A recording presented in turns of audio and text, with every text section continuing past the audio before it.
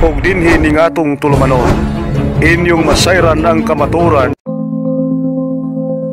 kay sa kamaturan.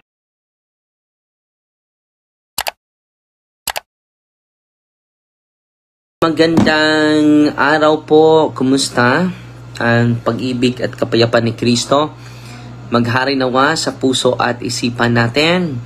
Meron tayong misa ngayon sa Carmelites, and after that, uuwi tayo para bibisitahin natin si Mama, and then pupunta tayo sa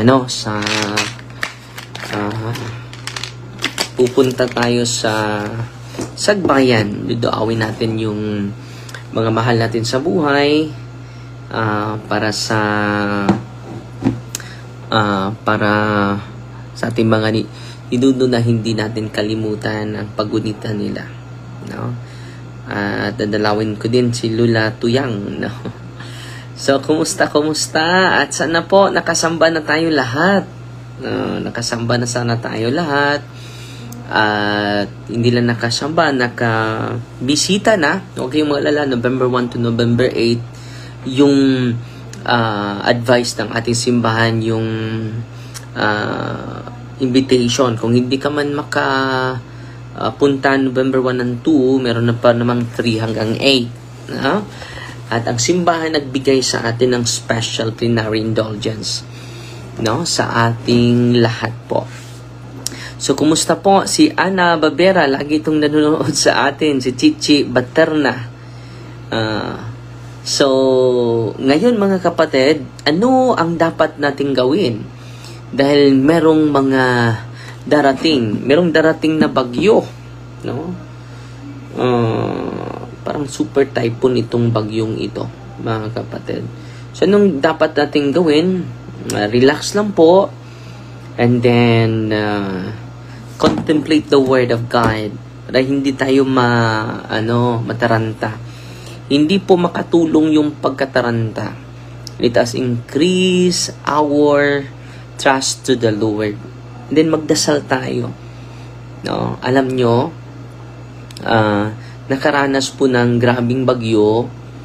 Kailan ba yung Odette sa Pilipinas?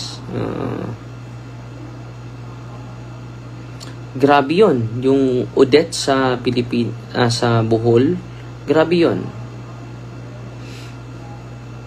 December yun, no? December 16. Multiple landfalls. December 16 to 17. Pati yung Bohol, grabe yung affected, mga 10 million yung affected sa bagyong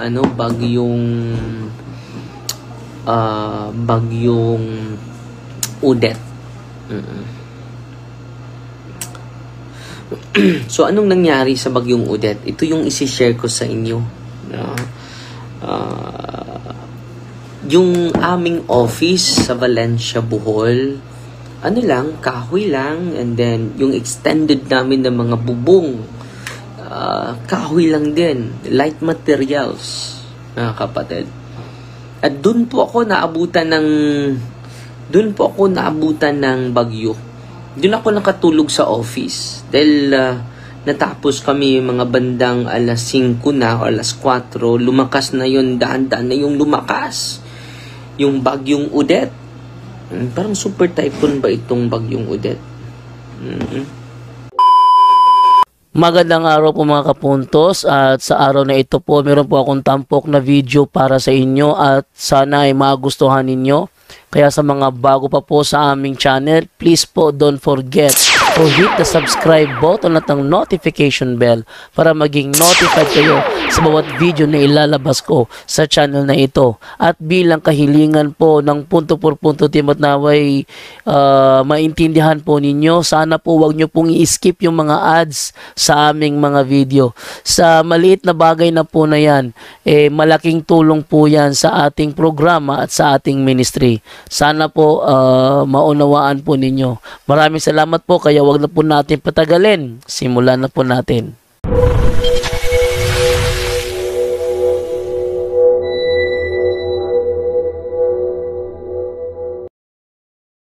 Yan, mga kaibigan. So, ang tampok na video na ito ni Father Darwin, yung nangyari nung taon yun, yung bagyong Odette. Nandun ako nung panahon yun eh. Totoo talaga na yung bahay namin sa Valencia, light materials lang. Akala ko nga bibigay na yung yung balkonahe. Yun ang ginawang kwarto ni Baba, ni Anthony Samontesa, isa sa mga altar boy ni Father Darwin. Yung ginawang kwarto niya, grabe ang hangin, lakas ng yung parang sumisipol na yung hangin. Sobrang lakas. Tapos kasi may mga nirescue si Father Darwin nung gabing yun, taga doon sa baba. Dahil mataas yung yung tubig dagat, malalaki yung mga alon, ni-rescue, pinakyat doon sa sa Deliverance House sa tapat. Ngayon, si Don naman, Don Miles ba 'yun? Don Miles o Don Mills. Isa sa mga nagpa-deliverance sa office ng panahong yun. Siya yung yung inutusan na natatawid para maghatid ng pagkain kasi nagluto kami noon ng mainit na sopas para higupin ng mga mga nasalanta Nandun kami noon, brand out, lakas ng hangin. Yung anak ko naman na si Rafael kasama yung anak ni Brother GC Becerra na si Queenie. Nandun na sa bintana, nanonood habang gumaganon yung mga puno ng niyog. Tapos sa lakas ba naman ng ulan, pumapasok sa bahay yung tubig ulan. And then sina Brother Jesse noon, doon pinahiga sa kwarto namin sa taas. And then kami naman doon sa studio. Yung studio sa Valencia. So sobrang madilim nung gabing yun. Si Michael, doon lang tutulong si Michael sa upuan na yung kahoy na upuan pinagdugtong lang tapos nilagyan lang ng kumot. Parang furniture yun eh. Pinagdugtong lang, nilagyan lang ng kumot at unan, doon si Michael natulog. Si Divine nung panahong yun, baby pa, sanggol pa si Divine. Oh. At yun na nga, sa sobrang lakas ng hangin, si Nanay Daisy naman, nasa loob kumakanta nung Chaplet of the Divine Mercy. Kasama yung ibang kasamahan namin sa bahay. Wait lang. Sama naman.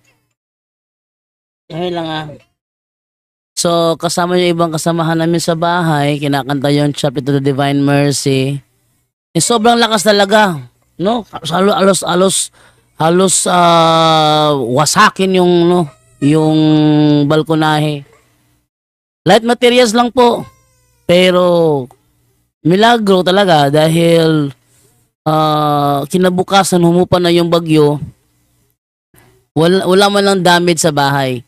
Ang tanging natumba lang yung basketball ring namin kasi manipis na rin yung basketball ring. Yun lang ang tanging natumba. Kaya nga nayupi yung yung mismong ring, nayupi yung ring mismo. Yun lang ang natumba nung gabing yun. Kinabukasan nga akala ko babalik na yung kuryente pero inabutan kami ng 30 days para tiisin ng walang kuryente. Yun po ang nangyari, kaya atin na po ibalik kay Father Darwin. Super typhoon talaga itong Odette, no? Normal lang yung mga 2:00, normal, parang walang bagyo. Pero yung paglandfall mga kapatid, mga 4 sa anong oras ito naglandfall? Yun, ang hindi ko makalimutan nung gabing yun is kahit na malakas na yung bagyo, nasisipagtumbahan na yung mga niyog, yung mga puno ng niyog. Si Father Darwin nandun pa rin sa labas at nire-rescue yung mga sa tingin niya is na nasasalanta ng bagyo doon sa baba. Kaso bigla silang bumalik kasi may pagkakataon yata. Yun, hindi ko kasi yung anak ko kasi yung driver yata eh. may pagkakataon na kamuntik nang matumbahan ng puno ng nyug yung kanilang sasakyan, kaya atrasan lang sila, and then balik na kasama yung mga na-rescue nila na nasasalanta ng bagyo. Yun. So, anong oras ito naglandfall? Dahil ituturo namin yung deliverance sa inyo. So, around 6, no? No, totoo ito, mga around 6 naglandfall. Itong bagyong Odette. Category niya is 5. No? Minsan, nung una ay category is signal number 4. Pero yung category niya is equivalent to super typhoon category 5. Grabe yung damage sa Bohol, sa maraming mga bahay, maraming mga kahoy. At ang good news ko sa inyo, grabe mga kapatid, at ito yung pinopost natin na prayer, no? Na gusto ko na i-pray sa mga tatay. At sana po mayroon kayong mga sacramentals. At lagi naman akong nag-bless ng mga sacramentals. At kung walo kayo, magpa-bless kayo sa pari at mag-receive kayo. Humingi kayo ng mga sacramentals sa mga pari. Yung Holy and Exorcise Water, Holy and Exorcise Oil. So, nagsagawa tayo ng deliverance. Just imagine na mga light materials. At nasa, alam nyo yung area, location ng office natin, nasa taas. No? And then, light materials lang po. Light materials lang po. At ang ginagawa natin, at sa team natin, nagdasal tayo ng prayer of deliverance. Tumuloy pa rin yung bagyo, pero ang malaking milagro, mga kapatid, ang malaking milagro ay ito. Na gusto ko na magamit ninyo yung prayer ng simbahan, relax lang tayo, increase our trust to the Lord and contemplate to the word of the Lord, contemplate the very life of Jesus in times of typhoon, di ba? Yung pinahinto niya yung typhoon, no? Pinahinto niya yung bagyo, no? Mababasa natin ito sa gospel. Babasahin muna natin, ha, and then ituturo ko ninyo yung yung nangyari sa amin, na iniligtas ng Panginoon yung aming office. Walang touch yung office namin, no? So God calms the storm. He got up, rebuked the wind, He do deliverance to the typhoon, and said to the sea, "Peace, be still." Then the wind died down and it was completely calm. For the prayer asking Jesus to calm the storm and protect lives and property. Yan ang kinakailangan natin, mga kapatid. Pero parang wala tayong relax. Parang mataranta na tayo kapag may bagyo. No? So, huwag kayong mga alalay. Ipopost ko po itong prayer. Pinopost ko na po yung prayer of deliverance against typhoon. Nandyan pa rin yung typhoon, pero naprotektahan kami lahat. No? Anong sabi ni Kristo sa mga apostol? And He said to them, "Why are you afraid, O you of little faith?" Anong nangyari sa atin? Mataranta na tayo Paano yan? Paano ka maging makaisip ng wasto? Nataranta ka na. Paano mo maisip yung tamang gawin? Nataranta ka na. And then, yung pananampalataya natin ay maliit lang. So ngayon, dagdagan natin yung pananampalataya natin. Dagdagan natin yung ating pagsisikap at pananalig sa Diyos. Relax lang. Contemplate. Para makita natin ang tama. Para yung isipan natin ay laging makakita ng tamang solusyon at enlightenment, guidance, and inspiration from God. Why are you afraid? Matthew chapter 8, verses 26 to 27. Diba? Katulad tayo ng mga apostol, puno ng takot, puno ng pagkataranta. Mabuti na lang, meron tayong Panginoong Jesucristo. Lumapa rito at sabi niya, "Why are you afraid, O you of little faith?" Then he rose and rebuked the winds and the sea, and there was a great calm. No? And the men marveled, saying, "What sort of man is this, that even the winds and sea obey him?" Wow! Ito yung magandang balita, mga kapatid, may Panginoon tayo. And then sa Isaiah chapter 41 verse 10, "Fear not, for I am with you." Bakit tayo matatakot? Kasama natin si Kristo. Sa panahon ng bagyo, sa panahon ng mga kalamidad, kasama natin si Kristo. Kasama natin ang Diyos. "For I am your God, I will strengthen you, I will help you, I will uphold you with my righteous right hand." Tulungan tayo ng Panginoon, mga kapatid. Hindi tayo matakot. And then sa Psalm 91 verse 1 to 4, "He who dwells in the shelter of the Most High will abide in the shadow of the Almighty. I will say to the Lord, my refuge and my fortress, my God in whom I trust. He will cover you with His pinions, and under His wings you will find refuge." No? So, alam nyo anong nangyari? Ito po yung personal na karanasan ko, mga kapatid. Tumuloy naman si Bagyong Odette, mga kapatid, dito sa Bohol. Anong taon yon? 2021, December 12 to 17, multiple landfalls. Pero, anong oras? Naglandfall siya, 6:30, dito sa Bohol. Ito po, personal ko na karanasan. Malakas na super typhoon po ito. So, ginagawa namin, naglagay kami sa 4 corners ng Holy and Exorcised Salt. 4 corners ng Holy and Exorcised Salt. And then, pinisprinkle namin surrounding the vicinity yung Holy and Exorcised water. And then, yung mga pintuan ay linagyan ng cross sa Holy and Exorcised oil. And then, yung mga family members, yung mga senses nila ay kinukonsecrate. Alam nyo, mga kapatid, ito yung milagro na nangyari. So, sinisil namin yung lugar dahil super typhoon po ang Bagyong Odette. So, akala namin magigiba talaga ito dahil light materials lang. Pati yung mga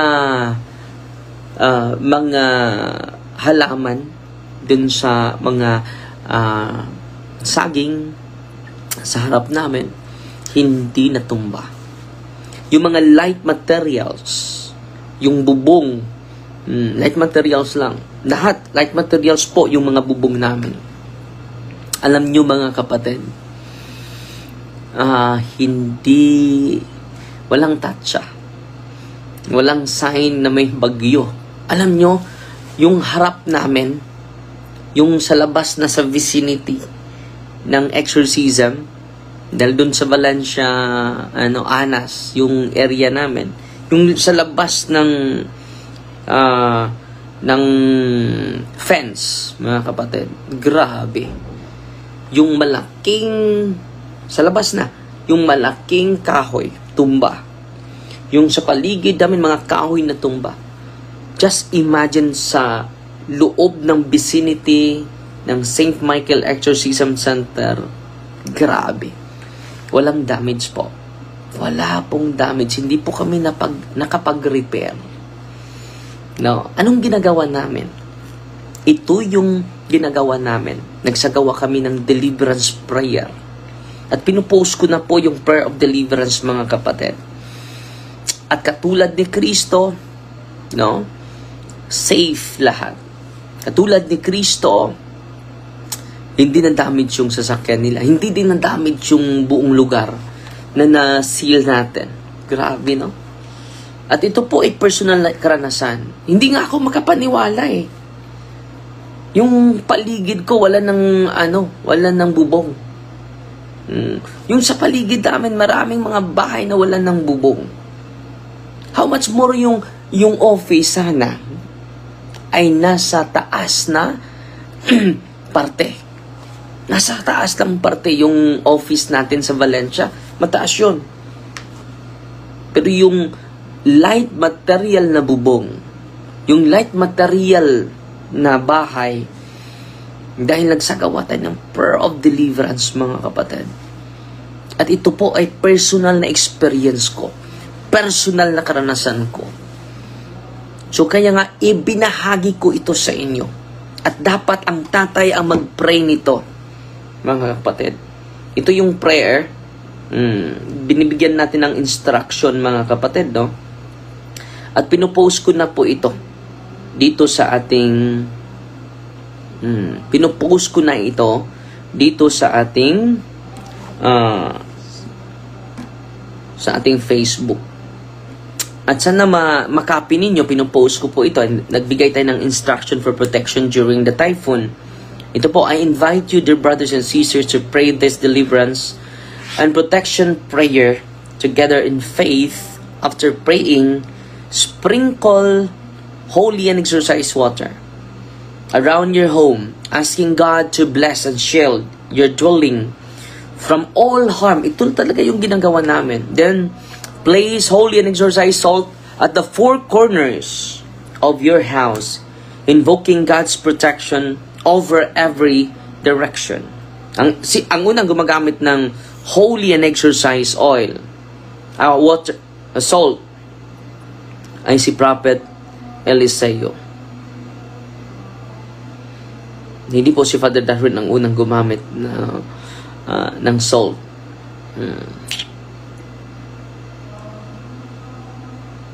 Kundi si Prophet Eliseo.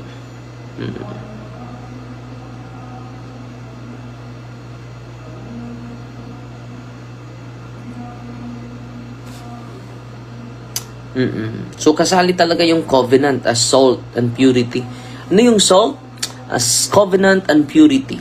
Mababasa natin yan sa Leviticus 2:13. You shall season all your grain offering with salt. May salt, ha? Do not let the salt of covenant with your God be missing from your grain offering. With all your offerings, you shall offer salt. Salt symbolizes permanence, fidelity, and purity in offerings to God.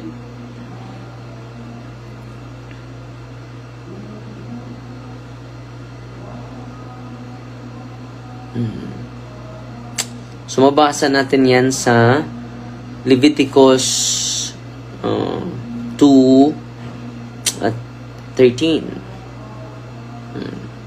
Tingnan natin yung paggamit ni Prophet Eliseo.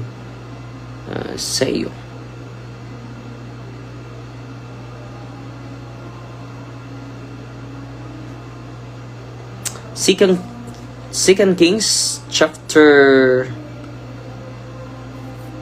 2 verse 19 to 22.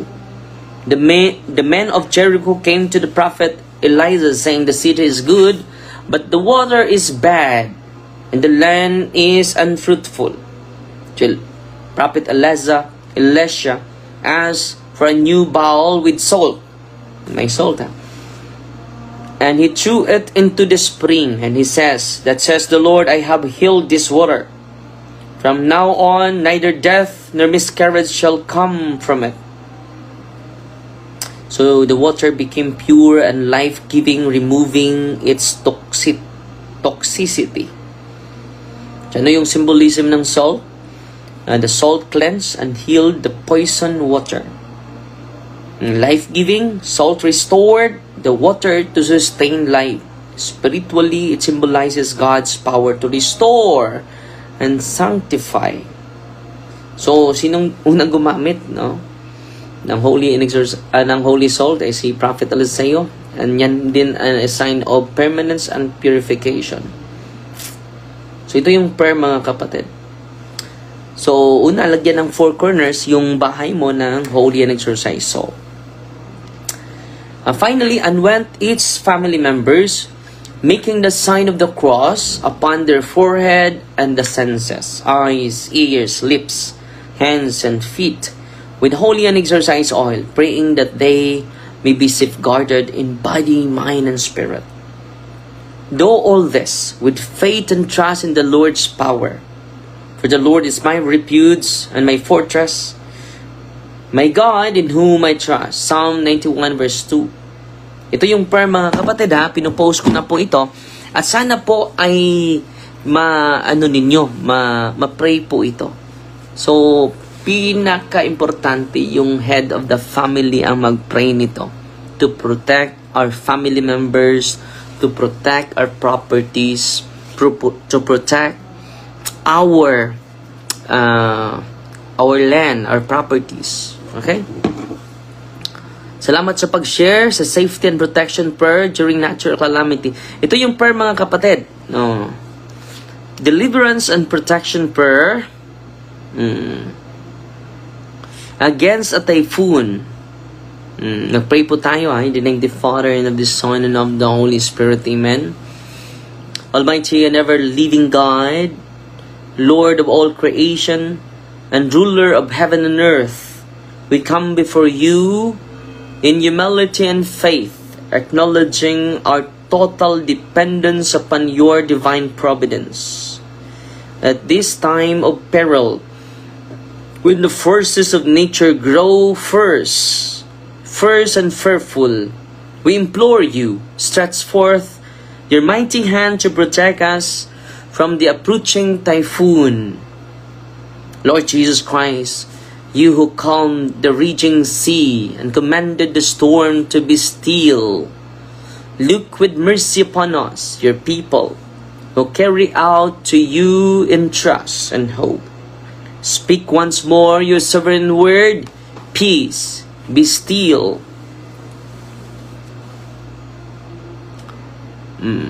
And shield us from the destructive power of wind and rain. Preserve our lives, our homes, our fields, and all entrusted to our care. Deliver those in danger, and sustain the weak and the fearful. Holy Spirit, spirits of strength and consolation, pour into our hearts the gift of serenity amidst the storm.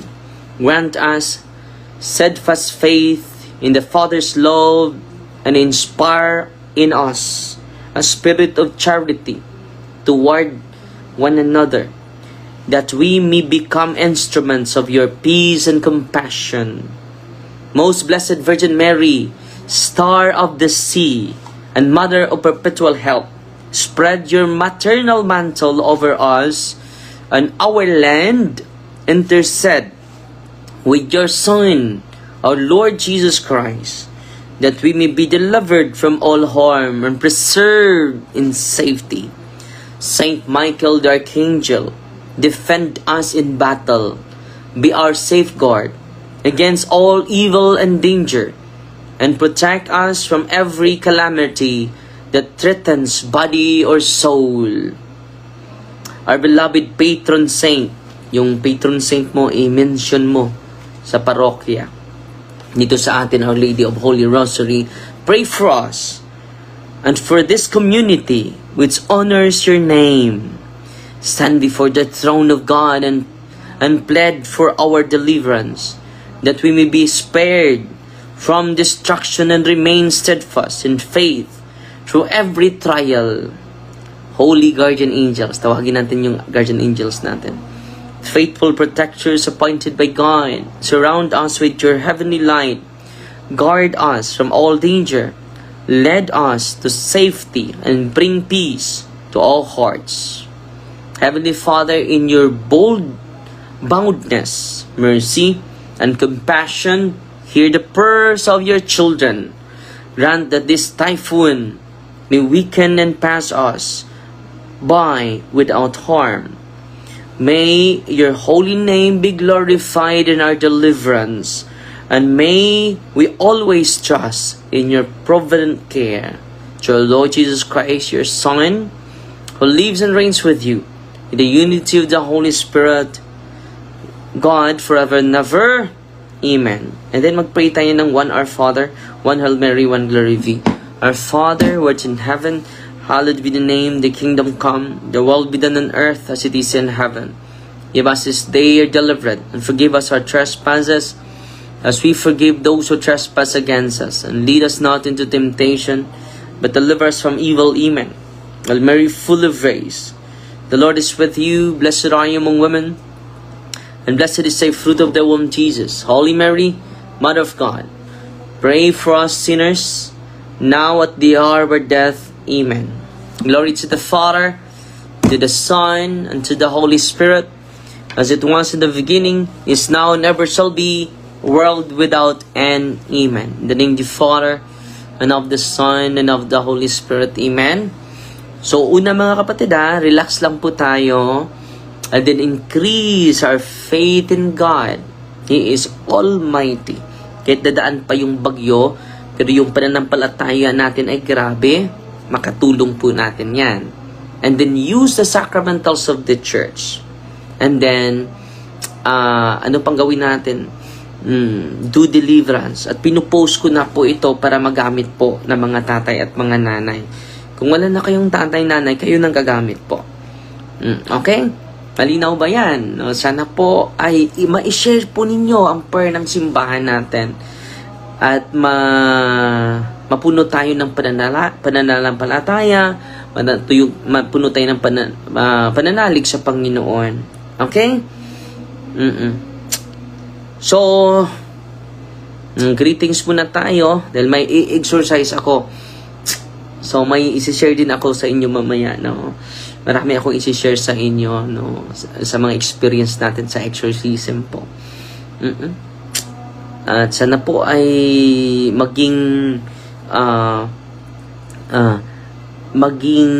handa tayo sa pag-share ng mga magandang bagay. Hindi sa takot, hindi sa pag-threat sa bawat isa sa atin. No? Continue to increase our trust, our faith, our hope, and our love anchored on God alone. Not anchored on human capacity, not anchored on human ability, not anchored on human skill and brilliance, but anchored only on God, the Father, the Son, and the Holy Spirit. Amen?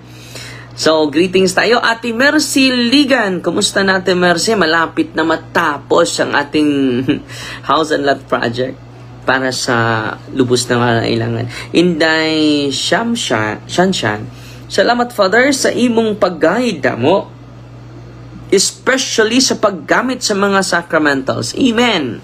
Si Cherben Reblando, Batubatan, nagtanaw na to. Si Alma Kadungog, si Gina Kahiras, si Gina Basubas, si Anasya Uro Inok, si Sami Tumyas, nagtanaw na to. Si Annabel Babera, at sa mga star senders na to, pasalamat po ta. Uy, salamat sa inyo ha. Si Sister Cathy Marquez, nagpadala sa atin ng 600 stars. Salamat kapatid. No, bago ito na star senders natin. Salamat po. At si Marby Magrinya Tumakin, nagpadala ng 50 stars. Salamat po kapatid. Bago ito. Si Sister Gladys Antilan Pinili, lagi ito.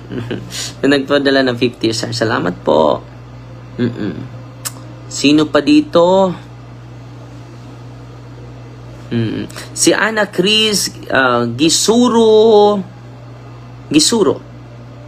Linisin mo yung labas ng simbahan ninyo. Daming pulubi. Sino bang nag-ano nito? Si Ana Cris replied to Dudes, no? Ay, huwag namang ganyan. Kawawa yung mga pulubi. Nanghihingi lang man yan sila para mabuhay. Dito sa atin, wala namang pulubi dito sa parokya natin. Okay? Narami namang mga kugihan ni mga tao diri sa Lila, no, wa na imaanan og pangayo, no, kanang nagsalig, no, dili kugi. Si Gian Inuhales nagtan-aw nato. Si Nanay Gina Guevara, among patron saint, Queen Shepherd of Mary, pray for us. So tawagin ninyo yung mga santo natin, no. Si Annabel Babera, thanks Father, God bless you talaga. Salamat din. Si Concordia Orhil nagtanaw. Si Arlene Cabalia, thank you Father. Isa pa yan, no? Si Chari Vasay, good morning Father, good morning pod. Si Kim Flores Albiso, amen. Si Gina Basubas, amen. Si Sister Joy Alfanta Fernandez, maraming salamat po Father, we will do it. Salamat, Ikson. Si Lilibet Mansano, nagtanaw na to. Wala na tayong oras, no? Dahil may exercise pa ako ngayon and then may misa pa ako 10:30. At meron din akong i-unwant ngayon, no? At bibigyan ko ng plenary indulgence dahil at the moment of ay dying, no? Struggling, katulad ni Papa. So, the Lord be with you. May Almighty God bless you in the name of the Father, the Son, the Holy Spirit, amen. The Father, the Son, the Holy Spirit, amen. God bless po. Fighty Maria, Tatax FD with a humble heart. Ug inyo lang nabati ang mga kamatuoran dinhi ning atong tulumanon. Kay sabay kamatuoran. Ako lang hinaot nga daghang kamog nakatunan. Daghang salamat.